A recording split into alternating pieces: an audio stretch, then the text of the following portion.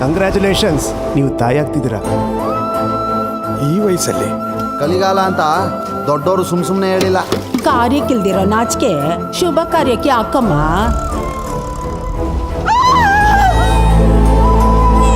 ನನ್ನ ಮನಸ್ಸು ಹೇಳ್ತಾ ಇದೆ, ಇನ್ಮೇಲೆ ನಾವು ಖಂಡಿತ ಚೆನ್ನಾಗಿರ್ತೀವಿ ಕಂದ.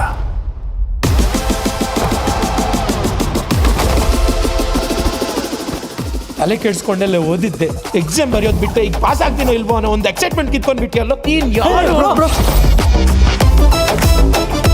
ನೋಡ್ ಸ್ಫೂರ್ತಿ, ನಾನೇನು ಪಾಸ್ಟಲ್ಲಿ ಮಿಸ್ ಆಗಿರೋ ಮೆಮರೀಸ್ ಮಾತ್ರ ಮಾಡ್ಕೊಂಡ್ರೆ ಸಾಕು ಅನ್ಕೊಂಡು, ಆದ್ರೆ ನೀನು ನಾಳೆಗೋಸ್ಕರ ಇವತ್ತು ಕಷ್ಟಪಡೋಣ.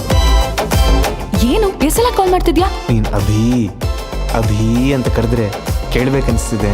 ಅಭಿ ಅಭಿ ಇದೇನು ಇವ್ರ ವಾಯ್ಸ್ ಒಂಥರ ಇದೆ.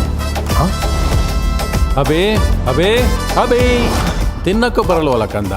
ಅವ್ರ ಪ್ರೀತಿಗೆ ಸಿಗದೆ ಇರೋಷ್ಟು ದೂರ ಹೋಗ್ಬೇಕು. ಬಟ್ ಅದಾಗಲ್ಲ, ಯಾಕೆ ಅಂದರೆ ಮೇಡಮ್ ಹತ್ರ ಯಾವುದು ಅಷ್ಟು ಈಸಿ ಅಲ್ಲ. ಮ್ಯಾಮ್ ನೀವು ಒಂದು 10 ನಿಮಿಷ ಟೈಮ್ ಕೊಟ್ರೆ ನನ್ನ ಕತೆ ನಿಮ್ಮ ಜೊತೆ ಹೇಳ್ಕೊಡ್ತೀನಿ.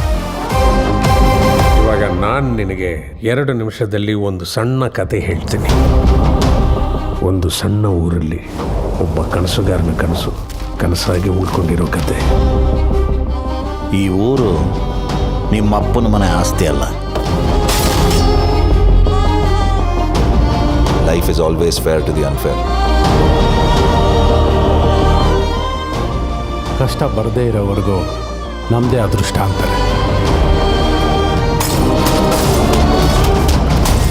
ಅದೇ ಕಷ್ಟ ಬಂದಾಗ ನಮ್ಮ ಸಾಮರ್ಥ್ಯ ಏನು ಅಂತ ಗೊತ್ತಾಗತ್ತೆ. ಪ್ರಪಂಚದಲ್ಲಿ ಪ್ರತಿಯೊಬ್ಬ ಮನುಷ್ಯನ ಕೋಪದ ಹಿಂದೆ ಒಂದು ಕಾರಣ ಇರುತ್ತೆ, ಆದರೆ ಅವನ ತಂದೆ ತಾಯಿ ಕೋಪದ ಹಿಂದೆ ಪ್ರೀತಿ ಮಾತ್ರನೇ ಇರುತ್ತೆ.